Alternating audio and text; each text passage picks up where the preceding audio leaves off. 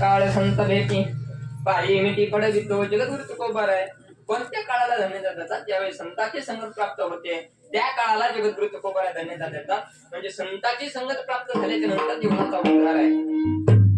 संतांची संगत प्राप्त झाली की आयुष्याचं कल्याण आहे. म्हणून महाराज म्हणतात एक वेळ देवाला सुद्धा थोडं बाजूला सारा पण संतांना आधी पूजा. जगद्गुरु तुकोबार म्हणतात देव सारावे परत संत पूजावे आरती संगत करावी सदा सज्जनाची कृपा नसावी कधी दुर्जनाची. संगत करावी सदा सज्जनाची संगत करावी सदा सज्जनाची कृपा नसावी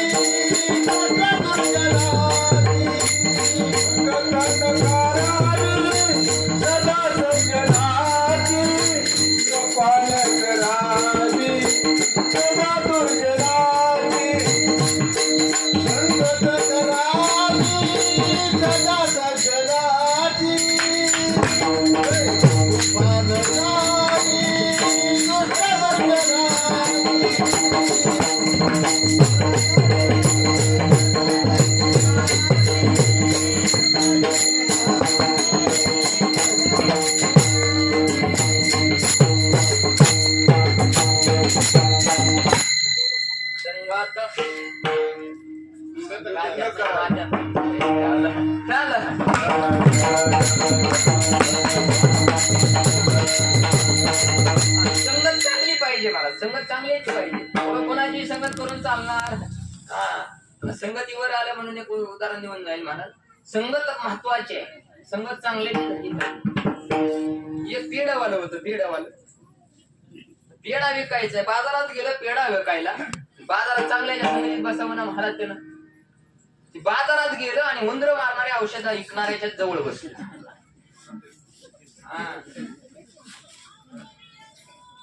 त्याच्यावर एक वाक्य लिहिलेलं असतं खाल्लं की ही जा गेला आणि त्याच्या शेजारी बसलं. कोण? पेढावाला त्याच्या शेजारी बसलं आणि ही वरडायचं पेढे घ्या पेढे. कोण? पेढावाला वरडायचं पेढे घ्या पेढे आणि शेजारून म्हणायचं खाल्लं की. तिकडं म्हणायचं पेढे घ्या पेढे शेजारी म्हणायचं खाल्लं की. दिवसभर जरी बसलं माश्या घुमून माश्याने पेढा खाल्ला तर ह्याचा पेढा संपणार. संगत महत्वाची आहे. चांगल्या संगतीत बसला तर चांगलंच होणार आहे महाराज. म्हणून संगत फार महत्वाची आहे. संगत संतांची करा कधी देवापर्यंत नेऊन ठेवते सांगता येत नाही. संगत राजाची करा कधी रंग बनवून ठेवते सांगता येत नाही. पण संगत संतांची करा कधी देवापर्यंत नेऊन ठेवते सांगता येत नाही. विठाल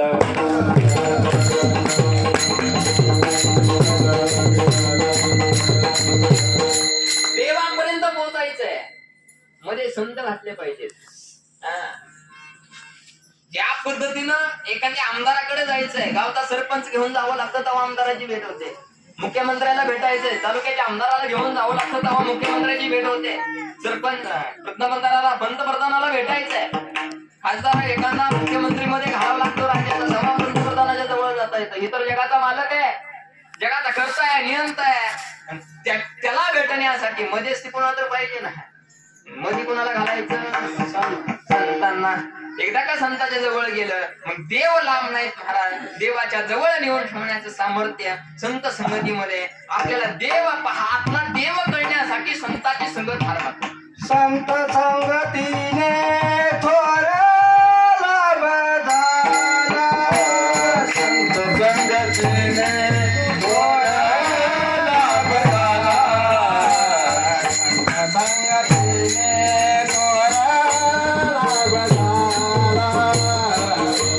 संगतीने थोर लाभ झाला, संत संगतीने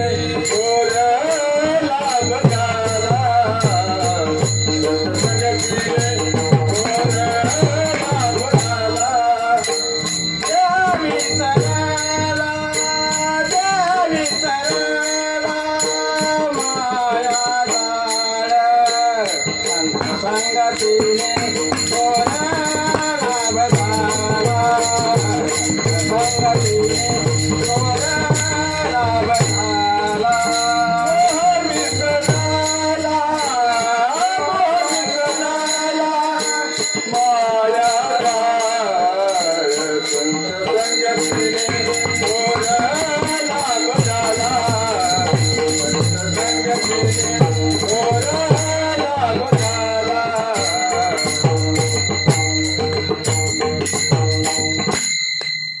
संगतीने थोर लाभ झाला, संतांच्या संगतीने थोर लाभ होतो. आणि आपला देव आपल्याला कळत असतो महाराज. कारण प्रत्येकाच्या जवळ देव आहे. तुझा आहे तुझा पाशी, आपल्या जवळ देव आहे. पण कसं झालंय महाराज, त्याच्यावर गाठ पडली.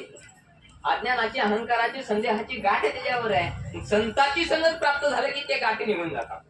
अज्ञानाची, अहंकाराची गाठ प्रत्येकाचा भेद आहेत महाराज. भेद निघले पाहिजे. भेद निघण्यासाठी संतांची संगत महत्वाची. भेदाचा आरसा का एकदा फुटला गेला की पुन्हा महाराज भेद राहत नाही. एक गृहस्थ महाराज यात्रा होती गावात, भेद सांगायचे. यात्रा गावात त्याला, तुमच्या गावात आले वाटतं जवळ. एक जण गेला यात्रेमध्ये. जुन्या काळातली गोष्ट आहे, फार जुन्या काळात, आता चालू काळातली नाही, फार जुन्या काळात. ते गेलं यात्रेमध्ये महाराज. यात्रेमध्ये गेल्याच्या नंतर त्याला ते यात्रेमध्ये आरसा विकायला आला होता. त्यानं आयुष्यात कधी आरसा बघितला नव्हता. यात्रेमध्ये गेलं आणि ते नेमकं आरशाच्या समोर उभा राहिलं. आरशाच्या समोर उभा राहिलं की पहिलं जुनी लोक महाराज, माणूस दिसला, ओळखी असो किंवा नसो, राम राम म्हणायचा. ओळख असो अथवा नसो, राम राम म्हणायचा. ती माणूस गेला आणि त्या आरशाच्या पुढे उभा राहिला. ह्यानं आयुष्यात कधी आरसा बघितला? त्या आरशाच्या पुढे उभा राहिला, त्याला त्याचं प्रतिबिंब दिसतो. ह्याला काय माहित कोण आहे? ती मला राम राम पाहुणं. त्यानं आत्मा काय केलं? आरसा विकणाऱ्याला म्हटला, तो गृहस्थ म्हणला, पाहुणा लयच माणूस आहे, चहा प्याला नेऊ काय? ती म्हणला 50 दी आणि कुठं पण पाहुण्याला घेऊन. इकण्याशी मतलब, त्याला फक्त खापण्याशी मतलब आहे महाराज. त्याला महाराज आरसा घेतला आणि घरी आला आणि पाहुणा आतल्या खोलीत ठेवला. 5-5 मिनिटाला जायचं, पाहुण्याचं काय भेदभाद चाललाय ते जायचं बघून यायचं. ती कोणी बघितलं? त्याच्या बायकोन. ती म्हटली भानगड काही कळलं नाही, ही 5-5 मिनिटाला आत जातोय बाहेर येतोय. म्हटली काय भानगड आहे बघायला. ती आतमध्ये गेली. तिनं आरशाच्या समोर उभा राहिली. तिला काय दिसलं तिचं? तिने पण आयुष्यात कधी आरसा बघितला? अशी तापली ना महाराज. बाहेर अशी तन तन तन तन करत बाहेर आली. सासूच्या समोर आली. सासूला म्हणायला लागली, अहो बघितलं का तुमच्या मुलाची करतो? मी काय कमी आहे का? मी काय गरीब घरचे आहे का? परत उरकला उरकायला वेळ नाही. मी काय अशी तशी आहे का? मी काय बरंच उरकलं. बघा म्हटली दुसरी घेऊन आलाय तुमचा मुलगा.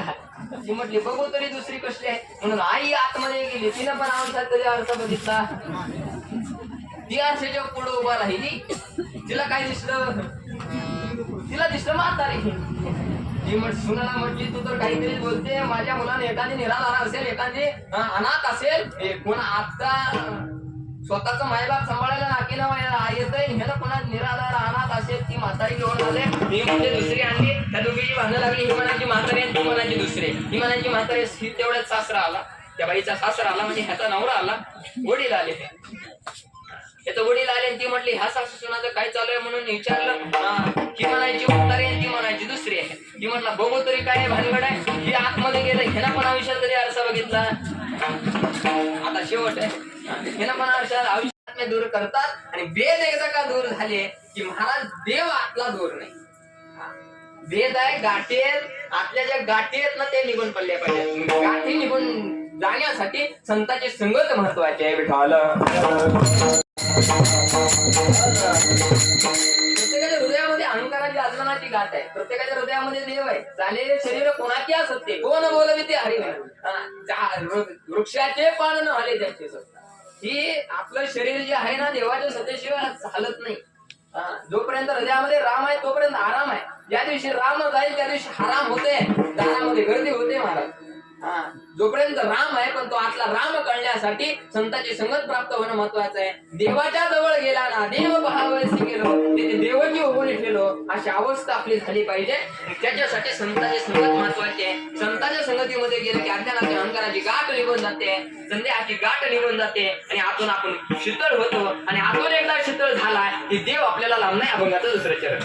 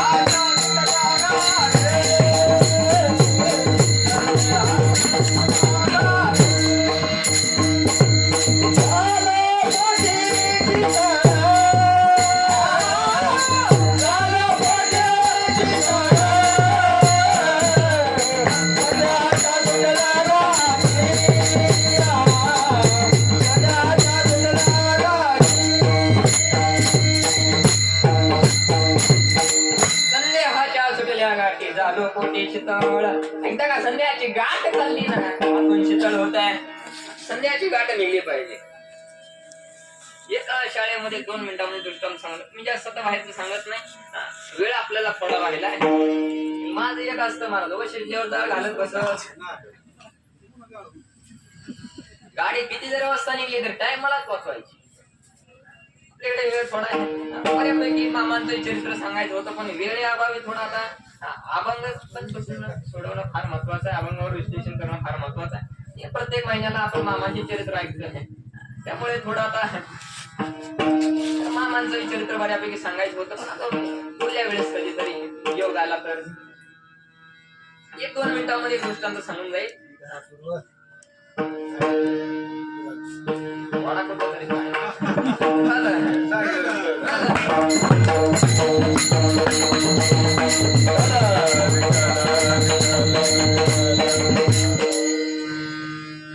शाळेमध्ये शिकत होता आणि शाळेमध्ये शिकत होता त्याला बाळून कपाटातले डब्बे आणायला सांगितले. तो बाळू पळत पळत जातो आणि कपाटातले डबे घेऊन येतो. त्या डबी होती लोखंडाची. तो बाळू येतो पळत पळत आणि लोखंडाची डबी गुरुजीच्या समोर घेऊन येतो आणि गुरुजीला म्हणतो गुरुजी त्या डबीमध्ये काय आहे. गुरुजी म्हणतात बाळू उघड तरी खरं. तो बाळू गुरुजीला म्हणतो गुरुजी सांगितल्याशिवाय उघडणार कारण पोरं आता केलंय आगाव महाराज. असे आगाव आहेत असे आगाव आहेत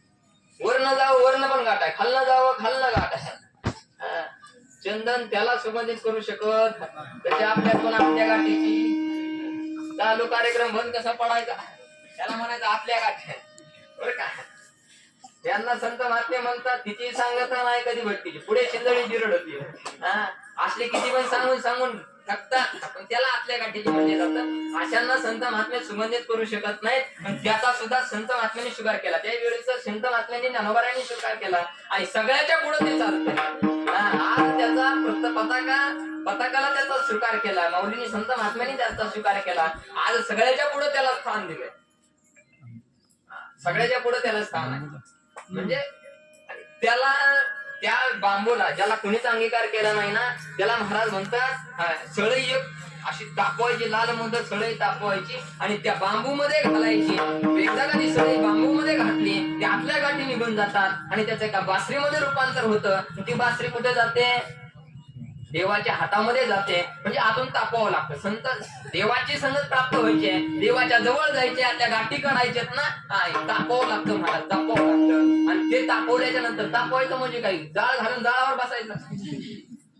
तापवावं लागतं म्हणजे देवाच्या नामस्मरणामध्ये लीन व्हावं लागतं. देवाच्या नामस्मरणामध्ये तल्लीन व्हावं लागतं. आणि देवाच्या नामस्मरणामध्ये एकदा तल्लीन झालं की महाराज म्हणतात संध्याच्या जोडल्या गाठी झालं पोटी शीतळ. आणि संत महात्म्य म्हणतात संतांच्या संगतीत गेला आतल्या गाठी निघून गेल्या, आतून शीतळ होत आहे. आणि आपण हा भव नदीचा पार करून आपण अलगद अलीकडल्या तीरावरून पलीकडल्या तीरावर जातो. हा बघा तिसरं भव नदीचा झाला तारा.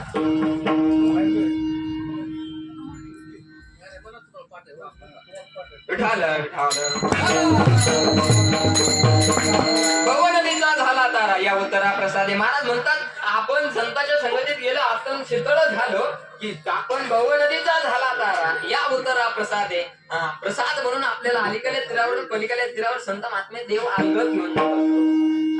भव नदी आहे. जन्म म्हणजे अलीकडे तीर आहे, मृत्यू म्हणजे पलीकडे तीर आहे. मधला भवसागर आहे, भव नदी आहे. आपण एखाद्या पाण्याची भव नदी पार करून जायचंय, भव सागर पार करून जायचं, उपकरणाची गरज लागत असते. नाव असेल, बोट असेल, जहाज असेल. हा जन्म मरणाच्या मधला भवसागर पार करून जायचंय. भगवान परमात्म्याच्या नामाचे नाव करायचे, संत महात्म्यांच्या नामस्मरणाची नावं करायचे, बळवंतांच्या नामस्मरणाची नाव करायचे आणि अलीकडल्या तीरावर अलगद आपल्याला पलीकडल्या तीरावर जायचंय. भव नदीचा झाला तारा या उत्तरा प्रसादे. संध्याच्या सुटल्या गाठी झालो मोठी शीतळ विठोबर कुमाई. संगत झाली की आपल्या गाठी निघून जातात. आतून आपण शीतळ होतोय आणि आतून एकदा का शीतळ झाला की आपण भव नदीचा आपण अलगद अलीकडल्या तीरावर पलीकडल्या तीरावर जातोय. जगद्गुरु तुकोबाराय म्हणतात कारण एवढं सगळं करण्यासाठी त्या भगवान परमात्म्याचं नामस्मरण करणं फार महत्वाचं आहे, त्याचं चिंतन करणं फार महत्वाचं आहे. एवढं सगळं करण्यासाठी त्याचं नाम महाराज जगद्गुरु तुकोबाराय म्हणतात त्याचं नाव मंगळ आहे आणि त्याच्यासारखा दाता जगात दुसरा कोण नाही. अभंगाचं शेवटचं चरण.